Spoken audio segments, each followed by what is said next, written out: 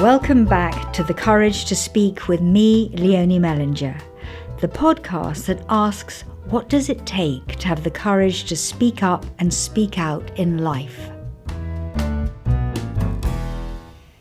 My guest today is Peter Tatchell. Described as the bravest man in Britain, Peter has been campaigning for human rights, democracy, LGBT plus freedom and global justice for 57 years since 1967. Among his many involvements, he was a leading activist in the Gay Liberation Front from 1971 to 1974 and in the queer human rights group Outrage from 1990 to 2011. From protesting neo-Nazis in Moscow to attempting a citizen's arrest of Zimbabwean dictator Robert Mugabe, Peter's 3,000 protests have led to his arrest or detention by the police over 100 times, plus 300 violent assaults. Beaten unconscious by Mugabe's bodyguards in 2001, has left him with permanent minor cognitive and eye injuries. Through the Peter Tatchell Foundation, he currently campaigns for human rights in Britain and internationally. His nearly 6 decades of campaigning is highlighted in the documentary Hating Peter Tatchell, which is currently on Netflix. Peter's numerous awards include the Observer Ethical Awards Campaigner of the Year 2009. He was honoured with a blue plaque in 2010, the Irwin Prize Secularist of the Year 2012, the Gandhi International Peace Award 2016, and the Albert Medal 2016. Elton John said of Peter, "He's very necessary, incredibly brave, doing good work in a world where most people are too timid." Baroness Liz Barker said, "Peter is an absolute pain to people in power, and that's what makes him great." Peter himself is quoted as saying, "Don't accept the world as it is, dream about what the world could be, and then help make it happen." Peter, welcome to my podcast. And if ever there was a walking example of the courage to speak, you are it. I'd like to, though, find out how you became who you are today and find out what you were like as a small boy. Well, I was born in Melbourne, Australia in 1952. My father was a factory worker in an engineering factory. My mother had worked in a bank, but in those days, as soon as a woman got married, they were dismissed, they were sacked, because married women were not allowed to work in banks because it was deemed to be inappropriate and unsuitable for a woman. So my mother became a housewife. My parents were extremely zealously religious, evangelical Pentecostalists, you'd say sort of borderline fundamentalists. They literally believed every single word in the Bible. They were obsessed with personal morality, like women were not allowed to wear makeup, people should not drink or smoke, but they weren't concerned about social issues like racism or misogyny or class inequality, even though they were major victims of it. Because although my father had a reasonably well-paid factory job, my mother suffered from acute life-threatening asthma. During my childhood, she nearly died 8 times. Oh my goodness. So this was a period when Australia had no equivalent of the National Health Service. So a lot of our family income went on medical bills and medicines. And that made us very poor, even by ordinary working class standards. And what was the effect on you of your parents' zealous religion? Well, I didn't know any alternative. Yes. To me, their religious propaganda, that's the way I see it now, that was the truth and the light. And so you believed in it? Absolutely. Yeah. Our family life revolved around the family and immediate relatives and the church, and that was it. My parents had no friends outside of that circle. They weren't engaged in the local community. They thought that the role of Christians was to be pious and good and to not engage in worldly activities. My mother had been an extremely talented actress and public speaker when she was young, and she was actually offered a contract to go to Hollywood for a screen test at the expense of the studios, but her mother refused to allow it, saying that Hollywood and cinema, that was all worldly, that was non-Christian. So she was refused, and she sort of imposed the same kind of values on us. You know, we should focus on doing well at school, going to church and Sunday school, and it was a ritual. Every Sunday we had to go to Sunday school in the morning, then the main church service at lunchtime, and then sometimes the second church service in the evening. At every mealtime we had to pray and say grace. In the evening we had to pray after the evening meal, have Bible readings and discussions. It was quite, well, it's very similar to Oranges Are Not the Only Fruit, the Jeanette Winterson novel. Yes. The way she portrayed her life and her family is very similar to mine, and they were both in a similar sort of sect. My parents weren't part of the Exclusive Brethren, but an allied sort of group. Did you resent it? Well, I didn't know any different. Yes.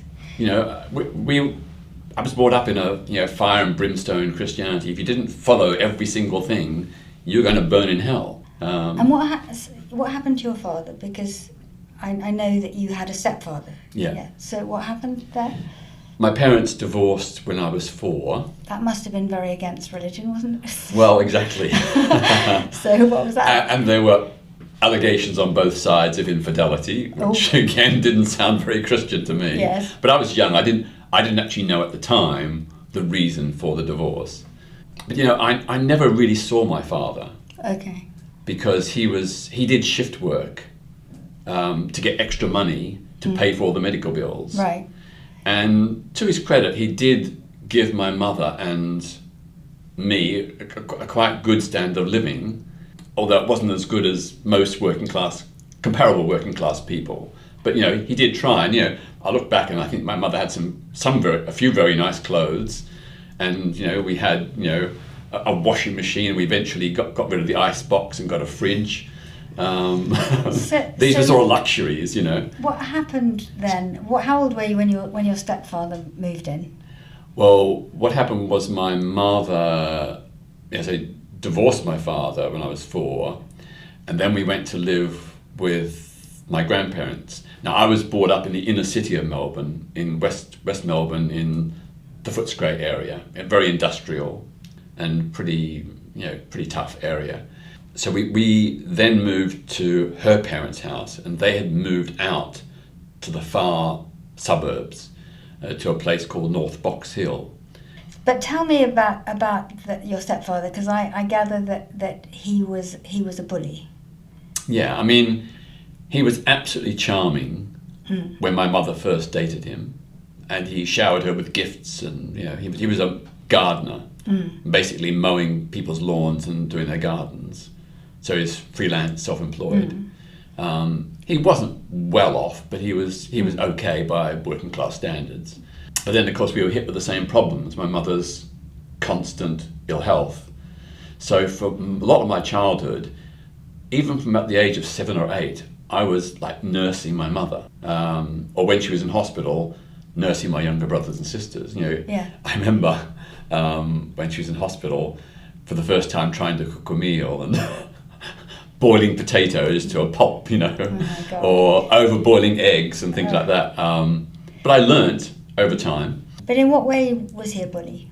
Well, he was descended from Prussian refugees in the 19th century who came out to Australia to escape, I think, I'm not 100%, but religious and ethnic persecution.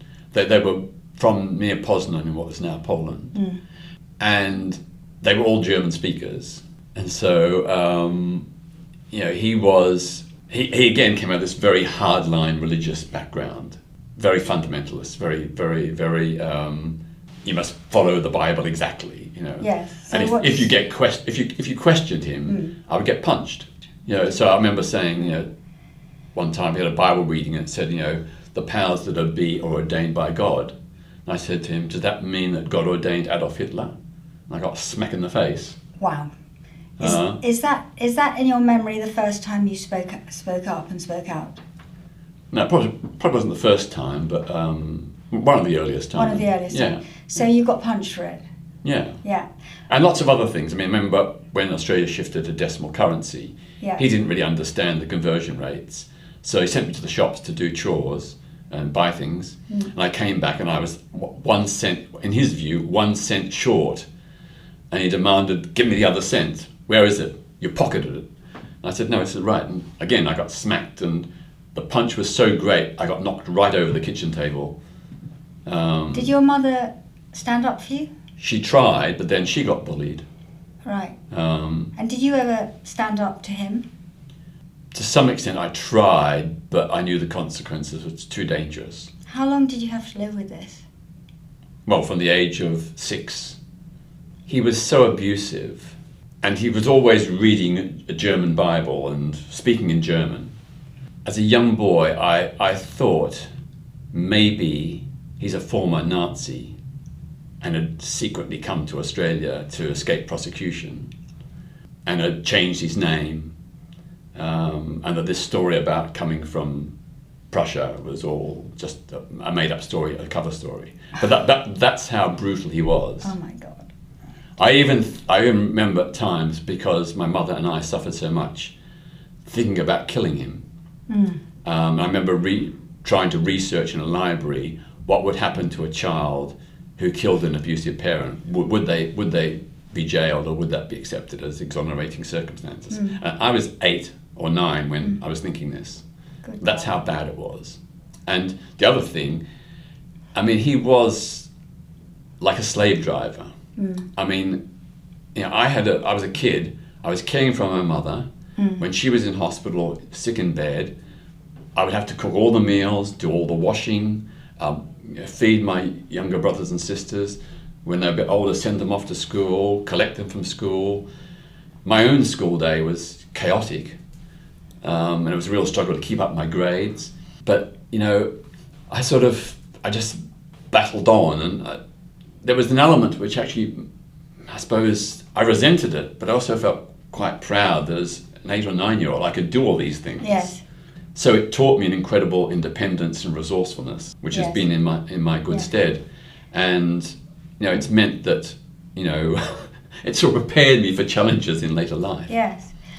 It sounds like this traumatic childhood, because it is traumatic, is really key to the person that you then became.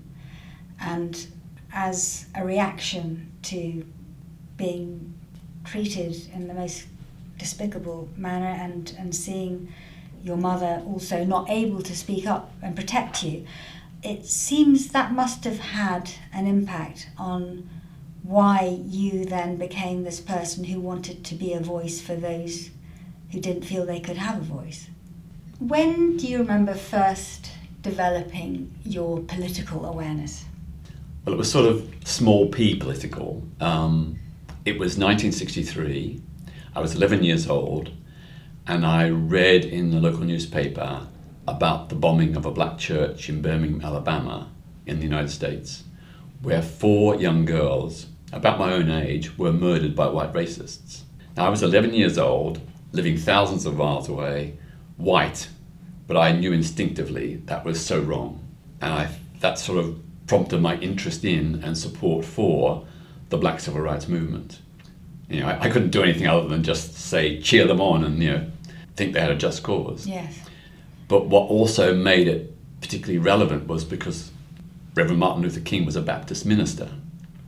So I thought, well, this is the kind of Christianity I believe in. You know, it isn't just about women not wearing lipstick or not drinking alcohol. It's about social justice and fairness. So I used to avidly read and watch TV bulletins about the black civil rights struggle in America, and I thought, you know, this is the kind of Christianity, totally different from my parents, but it's the kind of Christianity that I believe in. Because I didn't do anything until late 1966, early 1967. When you started to campaign against the death penalty? Yeah. Then, that time, a prisoner, Ronald Ryan, escaped from Pentridge Jail in Melbourne, and allegedly shot dead a prison warder during the escape. And he was convicted and sentenced to hang. And I remember reading an autopsy report in, I think it was the Herald newspaper, which, among other things, included the trajectory of the bullet through the warder's body. And I thought to myself, well, from where Ronald Ryan was standing when he fired, or allegedly fired, the fatal shot, and where the warder was standing when he was hit, the bullet would have had to do almost a U-turn in midair. It's not physically possible. There's got to be some doubt about the conviction. And then I followed the reports about the trial.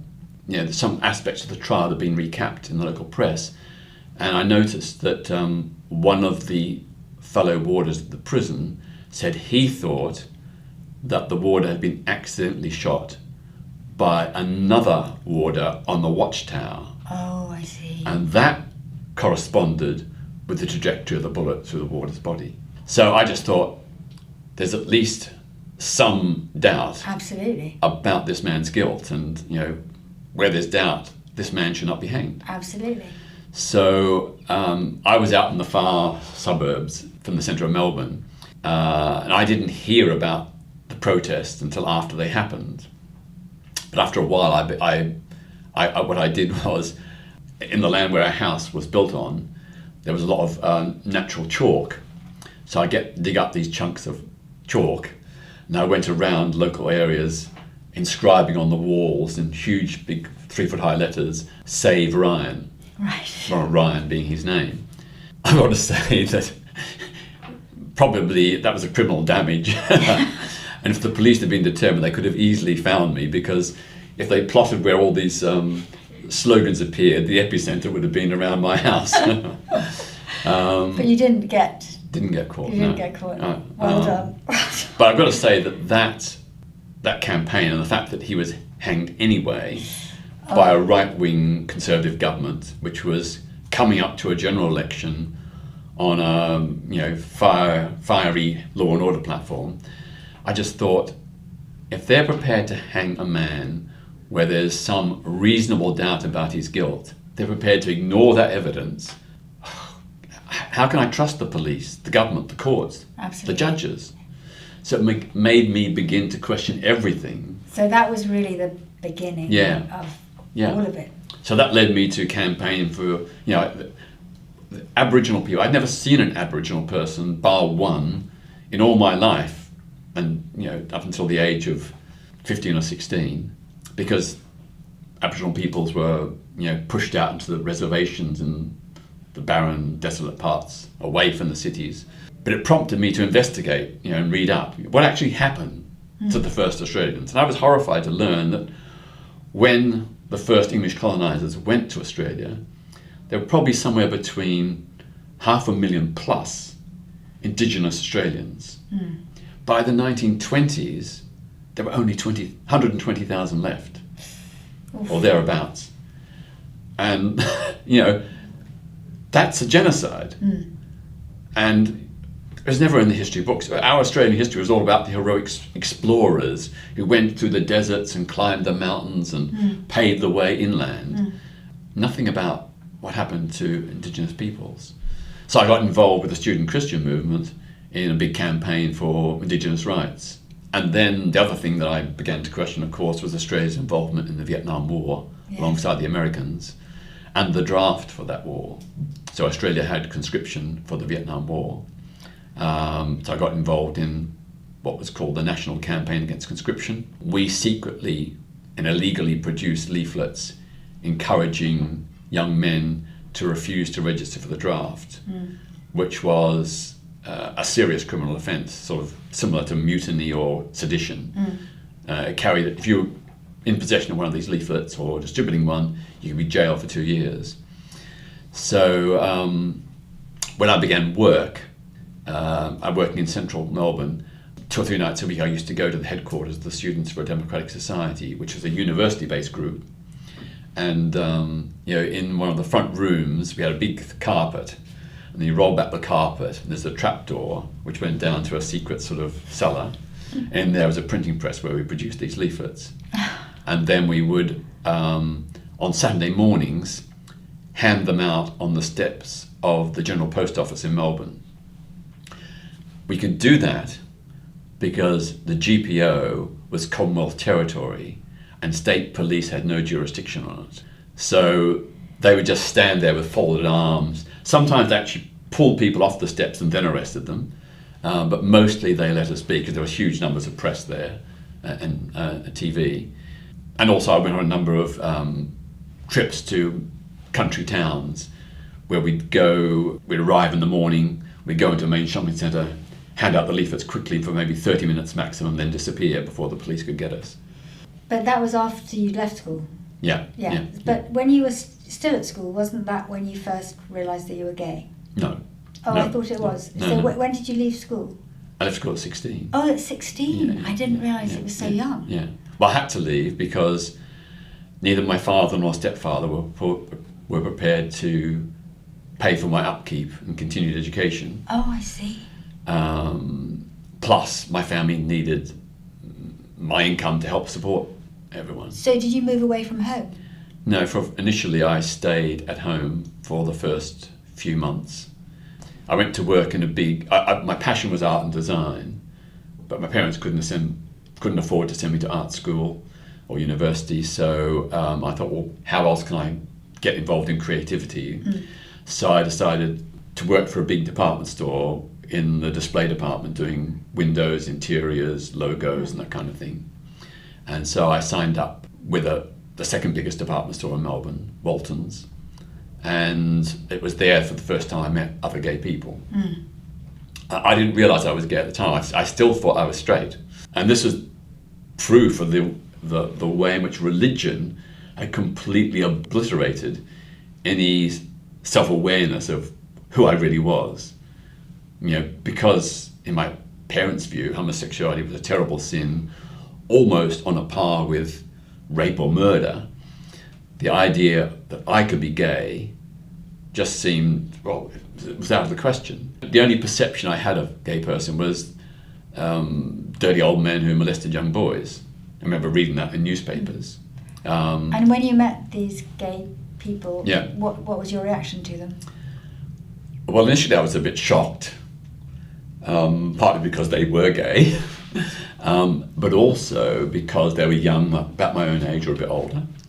They were intelligent, creative, kind people. So it completely disabused my self-conception of what a gay person was. And I began to think in my mind, well, why is the Bible so obsessed opposing homosexuality? And if it's their own private choice and they're not harming anyone, live and let live. They have to answer to God, not to me. And I remember talking to my mother about it, and she was like, how would I say, she was quite uncomfortable with it. But I remember one time at school, some students made a joke about lesbians. I didn't understand it. And she explained what lesbians were. But looking on reflection, she explained it quite matter-of-factly, although she did say it's not a good thing. But she wasn't like, well, I expected her to be like, savage denunciation, but she wasn't that bad. Anyway, the upshot was that over a period of a few months, I began to think to myself, I'm really attracted to some of these guys at work. Well, two of these guys at work. When I say attracted, I mean more emotional. And so I never felt this about a woman. I had sort of girlfriends that I dated, but of course never had sex with because that's against Christianity. But this was something different. So there's one particular co-worker who after a while used to joke in the evening, how about coming home for dinner tonight? And I knew what that would probably mean. So I sort of said no. And it was a standing joke. And then after a while I thought to myself, well, the only way to prove it is to try it. And I know this is against religion, but what's the rational moral basis of something that's not harming other people? So I accepted his invitation. The great irony, that very night, as we were going back to his apartment, we stood at the tram stop to get to Middle Park where he lived, And who should show up but my mother? Oh no! And so I introduced them and said, look, I was going to phone you, but I'm going to go home to have dinner with Robert tonight, and I think I'll stay over because then I don't have to come back late at night and then come back early in the morning. So she said, oh, that's fine, yes, enjoy yourself. And it was a very romantic dinner. He had a bed sit right on the beach, overlooking the waves. We had a lovely meal with, I don't know, dolphins or porpoises jumping in and out of the water. Oh, lovely. The most romantic setting you can imagine. Yeah. Then he said, do you want to come to bed? And I said, yes. I can remember after having sex, lying back on the bed and thinking, wow, if this is what gay is, then I am definitely gay. I felt so sexually and emotionally fulfilled. I didn't have a shadow of doubt. I didn't have any guilt or shame. I just thought immediately, religion has got it wrong. Religion has got it wrong. You can't condemn something between consenting adults that they agree to, that they find pleasure and happiness in, and which causes no harm. So it's like I just flipped like overnight. That's amazing. Yeah. With years and years of indoctrination, you might think at the very least you feel guilt. Yeah. But you didn't. Yeah. No, not a shadow. And then we began a really beautiful relationship, and then soon afterwards I moved into his bedsit, and then we got a bigger apartment together. My family came to visit one time, and we had a sort of 2 beds, the main double bed and the sort of small bed, but my parents didn't twig at all. My mother actually loved him. She thought he was handsome, he was intelligent, he was sweet and kind and creative. And even to the day she died, she said he was such a wonderful person. But at what point did you tell her? Well, because my parents were so devout and so extreme, so homophobic, I knew that if I told them outright, first of all, I feared they would have a mental breakdown, and coming out should never be a cause of pain and suffering. You know, telling the truth is important, but try and do it in a way that doesn't cause people heartache. So my strategy, I also feared that perhaps my stepfather might have turned us over to the police, and both or either of us might have ended up in prison. So that was just too risky. So my strategy was to drop hints little by little. I mentioned, for example, that there was a gay person at work, that they were a nice person, they were intelligent and kind. What's the problem?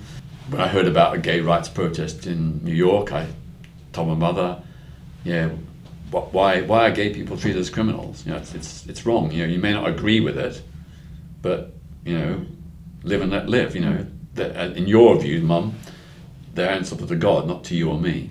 And then I would say things. You know, if I read an article about a medical report which says that homosexuality was not an illness.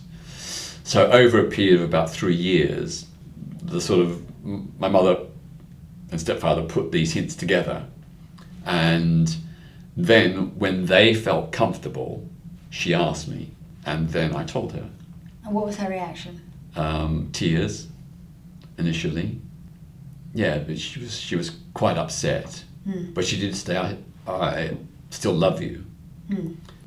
But she said, your life is going to be very tough and hard, you know, and it's not right. God condemns it.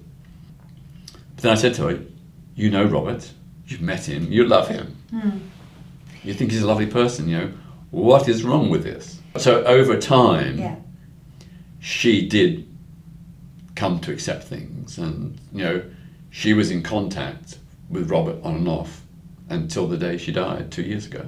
Oh, so she did eventually accept, did she? Yeah. Oh, okay. Yeah. That's Robert and I are no longer together, No. but we are still No. lifelong best friends more than 5 decades later. So I had thought that she never really fully accepted. Well, yes and no. I mean, I think to the end she still said, well, homosexuality, I think her view was homosexuality is a sin because it says so in the Bible, but it's not a major sin. It's not like, hatred or murder or thieving or Yes. any of those things. And she also did agree that homophobia was a sin, in fact a worse sin. To treat gay people badly was a worse sin. Yes.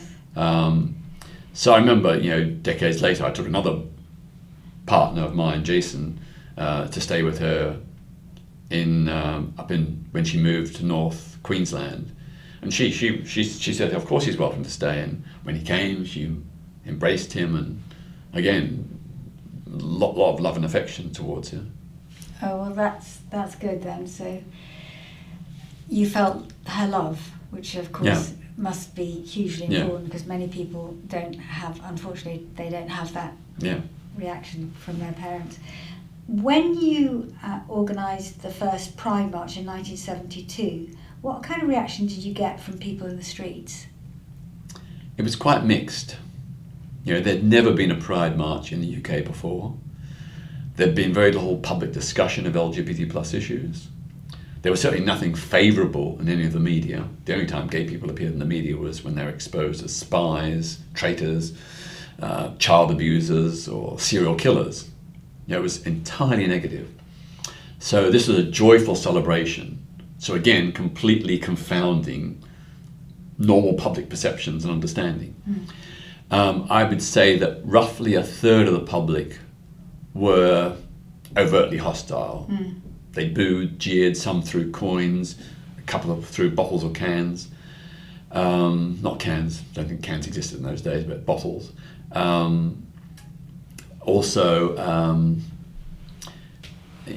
were attempts to push and grab us. I think mostly the police intervened to stop that. Then another third of the public was just, I suppose, staring in disbelief that gay people would dare show their faces. They were gobsmacked. The eyes popped, their jaws dropped. What the hell? How come these people dare to express themselves? These are pariahs. But it wasn't really hostility. It was just disbelief. But there were about a third who were supportive, who clapped or cheered or said good on you. I remember one particular incident in Oxford Street as we were marching towards Hyde Park. I was carrying a small placard saying gay is good, and this very elderly woman, probably in her 80s, laden down with shopping in a sort of twin set and pearls, leaned forward and said to me, "What is gay?" And I said, "It's homosexual, and we're proud of being who we are." And she shrugged her shoulders and said, "Good on you, good luck."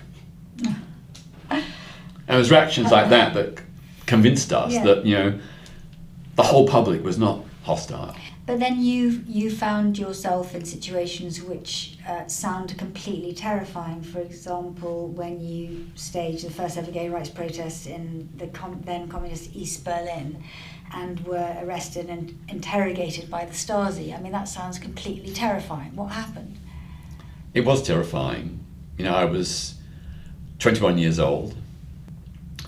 I had gone to what was then communist East Germany for the 10th Festival of Youth and Students, which is basically a Soviet front organization to celebrate socialist and anti-imperialist campaigns and movements around the world, sort of for the idea of an alternative to what existed in the West. Now, I knew this was a Soviet propaganda exercise, but I saw it as an opportunity to take the ideas of gay liberation behind what was then called the Iron Curtain, because there was no discussion, no awareness of LGBT plus issues in those countries. But didn't you realise how dangerous that was going to be? I knew it was dangerous, but then I gambled that being an official delegate would give me protection. Well, that was a big gamble, but what happened was I got a pass as a member of the British delegation, secretly and covertly, because the communist secretary of the British delegation was secretly gay, and he was sympathetic to gay liberation. So he gave me the delegate pass if anybody else had been in that position, I would have been blocked, because communists in those days, even in the West, were very hostile to LGBTs. Yes. So that was my gamble. I've got this pass. But, I always thought probably the worst that could happen would maybe 7 days in prison or something like that. Then I'd be deported. Right, so what did happen? Well, I staged a series of protests and speeches at events. I had applied to lay a pink triangle wreath at Sachsenhausen concentration camp, where many gay and bisexual men were deported and killed during the Nazi era. The East German authorities vetoed it. They said, this is not part of our culture, the public won't understand, this is inflammatory, blah, blah, blah. So I went to the British delegation and said, look, I was invited to lay a wreath. Just because I'm suggesting to lay a gay wreath, they're vetoing it. And so there's a big fight in the British delegation, but eventually the compromise was that I should be given a pass to speak at a youth rights conference. So I went to the youth rights conference. As soon as I began speaking about gay liberation, all the microphones went dead, the simultaneous language interpretation stopped, and then I was asked to leave the podium. I refused.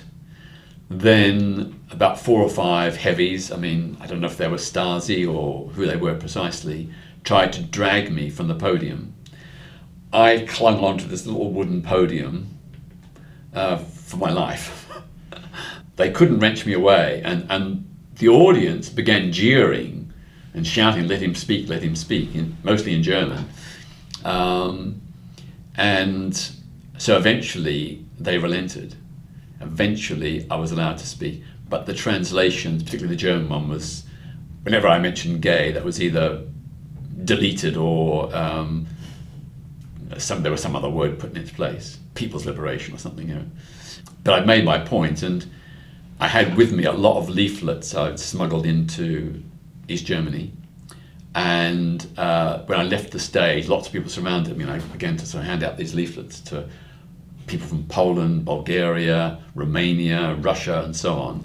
And those leaflets circulated for years and years afterwards, clandestinely, because this was an era of incredible state censorship, where LGBTs were often illegal, LGBT plus organizations were certainly illegal. So this was like Zamizat, clandestine. Someone showed me many years later a copy of this leaflet. It was like all dog-eared, you could hardly read it. It had been passed from person to person to person over the years. But yeah, I made my point, and it got quite a lot of media coverage, particularly on the final day, when all the delegates were invited to make a placard about your organization, who you represent, and what you're fighting for.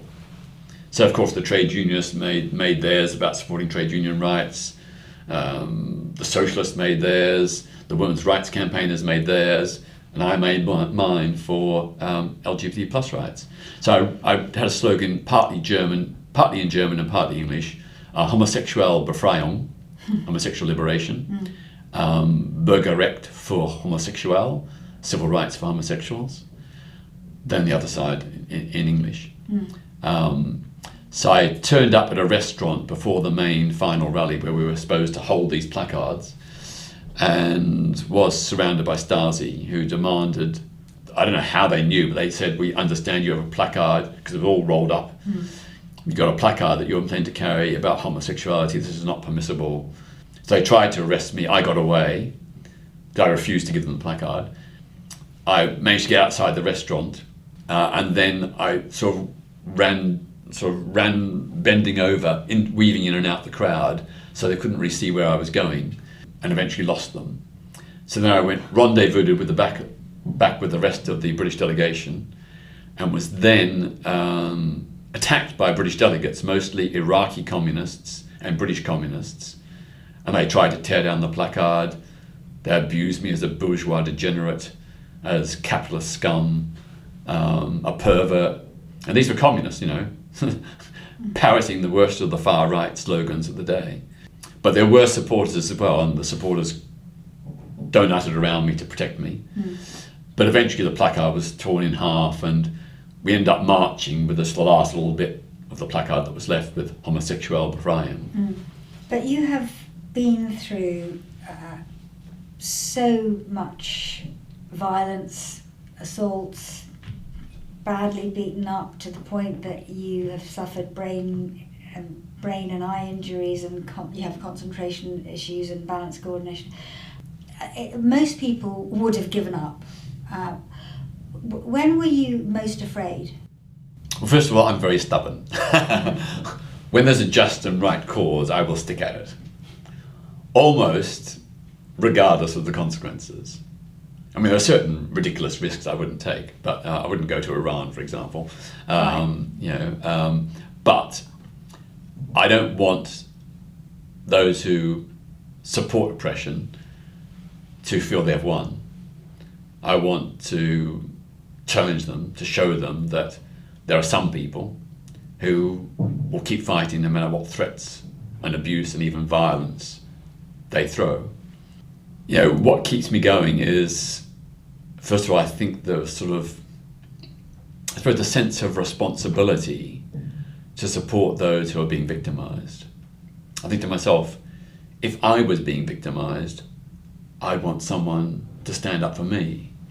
And I looked back on my childhood and thought, when we were suffering so much financially, when I was being abused by my stepfather, I wish there'd been someone to stand up for me. And just because no one did stand up for me didn't lead me to conclude that I shouldn't stand up for others. Now, obviously, I'm only one person. I'm not the savior of the world or anything like that. I don't pretend that for one moment. But I do think it's really important that we stand in solidarity with others who are fighting for their rights. And if we did that more, then a lot of the injustices in the world would be no more. And has anyone ever stood up for you?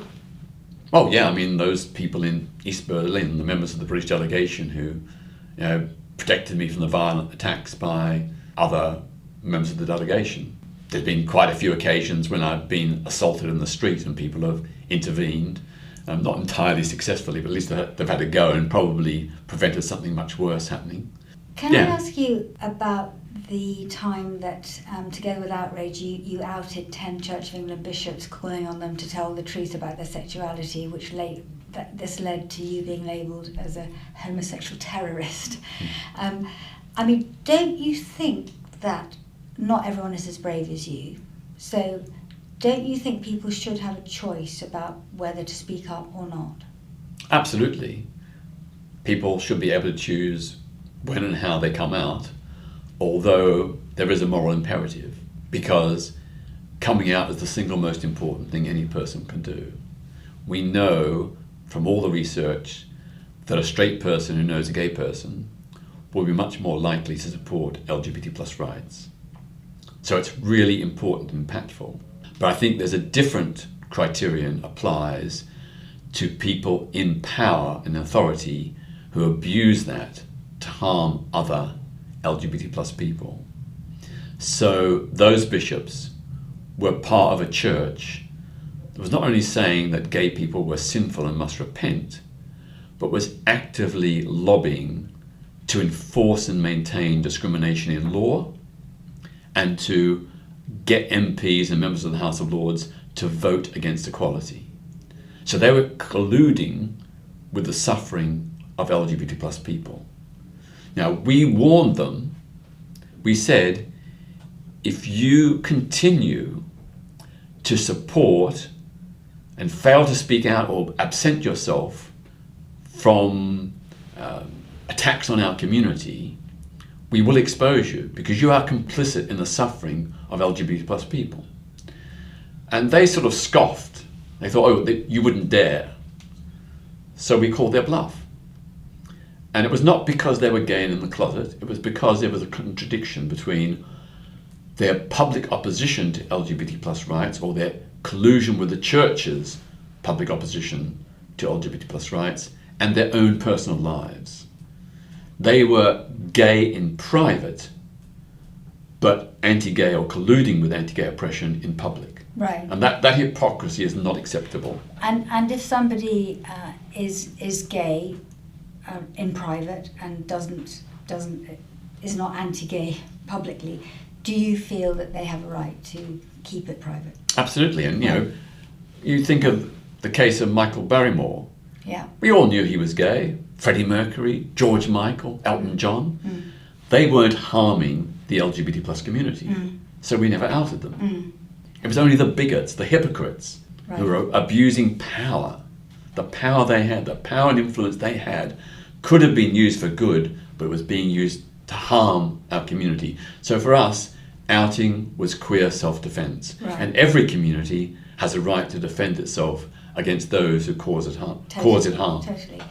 And you've spent your whole life speaking up for people, and although I know that you have had and you still have wonderful collaborators and people behind you in your foundation, for example, somehow I feel that you've been a bit of a lone voice, and there's something that feels quite alone about you. Do you feel lonely in all this? I think in many instances I've been an outlier on a lot of, perhaps not a lot, but some social justice campaigns. Advocating issues or causes that have not been popular. Other people have been too afraid or uncertain. And there are many times when I thought, well, should I really take this on? But then I thought, well, just because other people aren't doing anything, that's no excuse for you to do nothing. I have a responsibility to be true to my conscience, to stand up for injustice, and if that sometimes means taking brickbats, abuse, and even violence, then within reason, I have to do that. And I remember around the time of the outing of the bishops, the level of hatred and violence against me was just off the scale. Do you mind being hated? It's not a pleasant experience. I'd much rather be loved. I don't want accolades, I don't want praise, I don't want awards, but it is quite tough psychologically and emotionally to endure so many decades. In the last nearly 60 years, I have had literally thousands and thousands of hate messages and even actual death threats. I've been physically violently assaulted over 300 times. Nearly all the teeth in my mouth have been chipped or cracked from the various assaults. They've all had to be reconstructed with bonds by dentists. What does that do to you, Peter?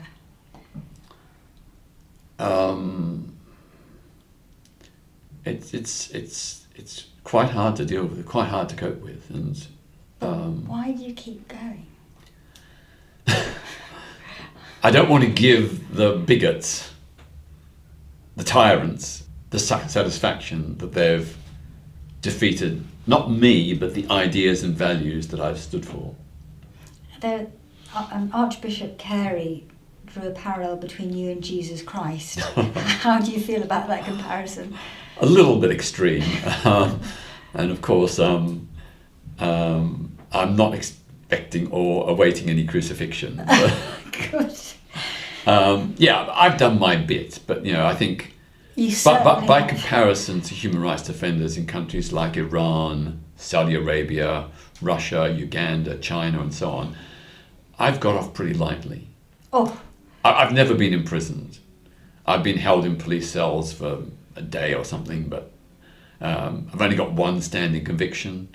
Amazing. I think, I've certainly had a lot of violence, and it's been quite, how should you say it, mentally and emotionally taxing. I'm sure. To have lived with the fear of violence for so many decades. There's been more than 50 attacks upon my flat, mostly bricks and bottles through the windows, but also 3 arson attacks, a bullet through the front door, plus dog shit, razor blades, all that kind of stuff. And it's been relentless. And, at the peak of it, on police advice, at night, I would never turn any lights in my flat until all the curtains had been drawn. The police said, there are people out there who are out to kill you. And there could be, they said, they didn't say there was, but there could be, someone with a gun on an opposite balcony, and the light turns on, the curtains are open, you're a sitting duck. Yeah. This podcast is also, I'm hoping, going to motivate people to have the courage to speak. But I think, listening to you, I think some people would go, I wouldn't. Obviously, they would never speak out in the way that you have done. But can I finally ask you the question, what advice you would give to people who are too afraid to speak out? Well, first, let me say that I would never expect people to take the absurd risks and dangers that I've put myself through. And even when I look back myself, I think I did some pretty crazy things. But I think what's important is that everybody does something. You may not want to try and arrest a Zimbabwean dictator like Robert Mugabe, or take on the Stasi in a communist country, or do a protest in a dictatorship like Qatar. But you can do something. There are lots of organisations out there that are doing great work. Join Amnesty International, Greenpeace, Animal Aid, the many women's organisations that exist to campaign against violence against women and young girls. We can all do something, and it's these little somethings that add up to something big. I liken, the struggle for human rights and freedom. It's a bit like a mighty river takes many small streams, and we can all be the small streams that make that mighty river for human freedom. Absolutely. Peter, thank you so much. Thank you very much for having me. If listeners are interested, please go to my foundation website, petertatchellfoundation.org. In the top right-hand corner, there's a button which says Join Us. If you give us your email address, we will send you a weekly bulletin on a range of LGBT+ and other human rights issues. It's totally free, there's no charge. And next to that button, there is another one which says Donate. If you can afford a donation, that would really be appreciated, because my foundation doesn't get any big grants or funding. We depend entirely on the goodwill and donations of well-wishers. So please do what you can. Every amount, big or small, is much appreciated. But the most important thing is, be a change maker. As you quoted earlier, don't accept the world as it is, dream of what the world could be, and then help make it happen. Peter, thank you very much. Thanks for listening to The Courage to Speak, presented by me, Leonie Mellinger. The Courage to Speak is produced by Anushka Warden, with sound production by Theo Bosenket and music by Guy Pearson. For more information on The Courage to Speak, visit www.mellinger.co.uk.